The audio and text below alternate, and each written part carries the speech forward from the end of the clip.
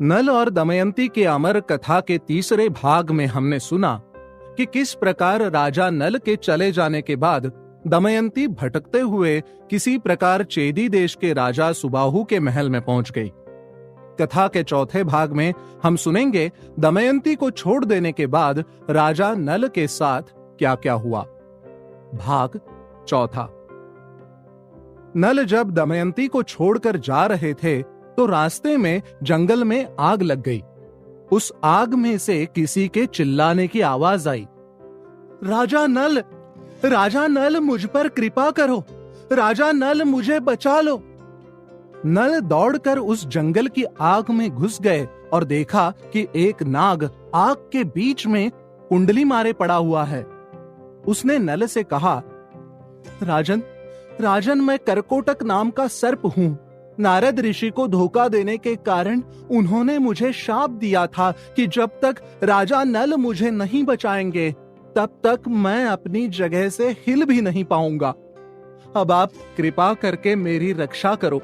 मैं जीवन भर के लिए आपका मित्र बन जाऊंगा और आपके हित में ही काम करूंगा। नल ने उसे आग से बचाकर बाहर निकाला। नल जब करकोटक को जमीन पर रखने लगे तो करकोटक ने कहा, आप मुझे ऐसे ही जमीन पर मत रखिए, मुझे लेकर कुछ कदम चलिए। नल करकोटक को हाथों में उठाकर कदम गिन गिन कर चलने लगे। 1, 2, 3, 4, 5, 6, 7, 8, 9, 10। जैसे ही नल ने 10 कहा, करकोटक ने उन्हें डस लिया। करकोटक के विष के प्रभाव से नल का रूप बदल गया। उसने आश्चर्यचकित नल से कहा, राजन, तुम्हें कोई पहचान न सके इसलिए मैंने तुम्हारा रूप बदल दिया है। कलयुग ने तुम्हें बहुत दुख पहुंचाया है और अब वह भी मेरे विष के कारण तुम्हारे शरीर में बहुत कष्ट में रहेगा। अब तुम पर किसी भी विष का प्रभाव नहीं होगा और युद्ध में हमेशा तुम्हारी विजय होगी।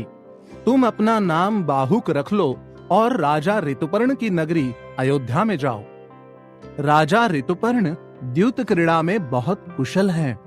तुम उनको अपने घोड़ों को सिखाने की विद्या के बदले में उनसे जुए के सारे दांव पेच सीख लो।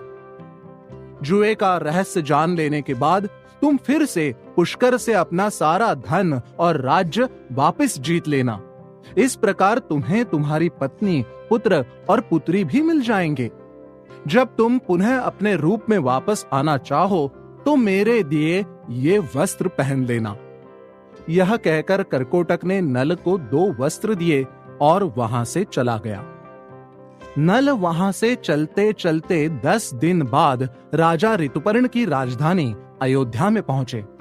उन्होंने वहां राजदरबार पहुंचकर निवेदन किया, राजन, मेरा नाम बाहुक है।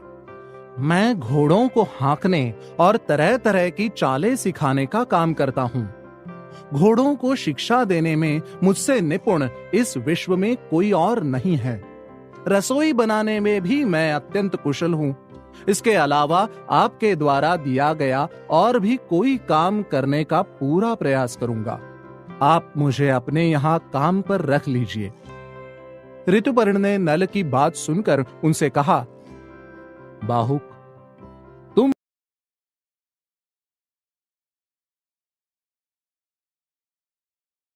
भले आए। मुझे तेज गति के रथ में सवार होना बहुत पसंद है। तुम कुछ ऐसा करो कि मेरे घोड़ों की गति तेज हो जाए। मैं तुम्हें अश्वशाला का अध्यक्ष नियुक्त करता हूं। इस काम में वार्ष्णेय और जीवल भी तुम्हारा साथ देंगे। इस काम के लिए तुम्हें दर माह 10,000 सोने की मुद्राएं दी जाएंगी। तुम यहां आनंद से रहो। राजा ऋतुपर्ण से इस प्रकार काम मिलने पर नल बाहुक के रूप में वार्ष्णेय और जीवल के साथ अयोध्या में रहने लगे। नल प्रतिदिन दमयंती को याद करके सोचते कि दमयंती पता नहीं कहां है और किस हाल में है। वो हर समय भगवान से दमयंती के लिए प्रार्थना करते। जब विदर्भ नरेश भीमक को इस बात का पता चला कि उनके दामाद जुए में अपना सारा राज्य हार कर दमयंती के साथ वन वन भटक रहे हैं, तब उन्होंने ब्राह्मणों को बुलवाया और उन्हें बहुत सा धन देकर कहा, आप लोग इस धरती के कोने कोने में जाइए और मेरी पुत्री दमयंती और दामाद नल को ढूंढ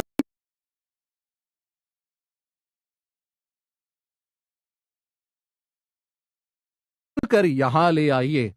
ऐसा करने वाले ब्राह्मण को मैं 1000 गायें और ढेर सारी संपत्ति दूंगा।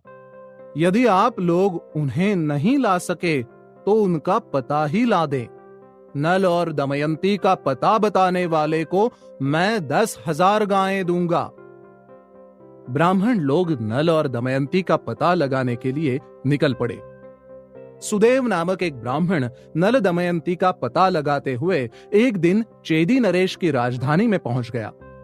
एक दिन राजा के महल में एक पुण्य हवन हो रहा था और सुदेव भी वहां उपस्थित था।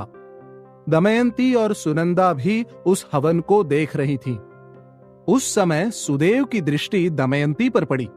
सुदेव दमयंती को देखते ही पहचान गया और उसके पास जाकर बोला, विदर्भ नंदिनी, मैं तुम्हारे भाई का मित्र सुदेव हूं। राजा भीमक की आज्ञा से मैं तुम्हें ढूंढते हुए यहां आया हूं। विदर्भ में तुम्हारे माता पिता और भाई सकुशल हैं। तुम्हारे दोनों बच्चे भी वहां विदर्भ देश में अच्छे से हैं, परंतु तुम्हारे वियोग से सभी लोग परेशान हो रहे हैं। तुम्हें ढूंढने के लिए सैकड़ों ब्राह्मण पूरी पृथ्वी में घूम रहे हैं। दमयंती ने सुदेव को पहचान लिया और उससे एक एक कर सभी का कुशल मंगल पूछने लगी और भावुक होकर रोने लगी। सुनंदा ने दमयंती को रोते हुए देखा तो वो जाकर राजमाता को बुला लाई। राजमाता ने ब्राह्मण से पूछा, महाराज, यह कौन है? किसकी पत्नी है? किसकी पुत्री है? तुमने इसे कैसे पहचाना? सुदेव ने राजमाता को नल दमयंती का सारा वृत्तांत बता दिया। सुनंदा और राजमाता दोनों सुदेव की बातें सुनकर रो पड़ी और उन्होंने दमयंती को गले से लगाया।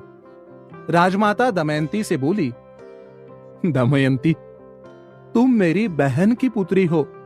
तुम्हारी माता और मैं दोनों दशार्ण देश के राजा सुदाम की पुत्री है। तुम्हारा जन्म हमारे पिता के घर में ही हुआ था। मैंने तुम्हें तभी देखा था। तुम इसे अपना ही घर समझो और जब तक तुम्हारा मन करे यहां सुख से रह जाओ। दमयंती बहुत खुश हुई और अपनी मौसी को प्रणाम करके कहा, मां, आपने मुझे पहचाना नहीं तो क्या हुआ? मैं यहां बेटी की तरह ही रही हूं। आपने मेरी रक्षा की और मुझे रहने के लिए घर दिया। मुझे इस बात पर कोई संदेह नहीं कि मैं यहां आगे भी सुख से ही रहूंगी। परंतु मैं बहुत दिनों से भटक रही हूं और मेरे बच्चे अपने माता पिता के वियोग से बहुत दुखी हैं। मैं उन्हें और दुख नहीं दे सकती। मेरा मन भी उनसे मिलने को व्याकुल हो रहा है। आप मेरा विदर्भ देश जाने का प्रबंध कर दीजिए। मैं सुदेव के साथ अपने माता पिता के घर अपने दोनों बच्चों के पास जाना चाहती हूं। राजमाता ने अपने पुत्र से कहकर दमयंती के विदर्भ जाने का प्रबंध कर दिया। एक बड़ी सेना के संरक्षण में दमयंती और सुदेव विदर्भ चले गए। विदर्भ में दमयंती का बड़ा सत्कार हुआ और दमयंती भी अपने पुत्र पुत्री, माता पिता, भाई और सखियों से मिलकर अत्यंत प्रसन्न हुई। राजा भीमक को अपनी पुत्री के मिल जाने से अत्यंत खुशी हुई और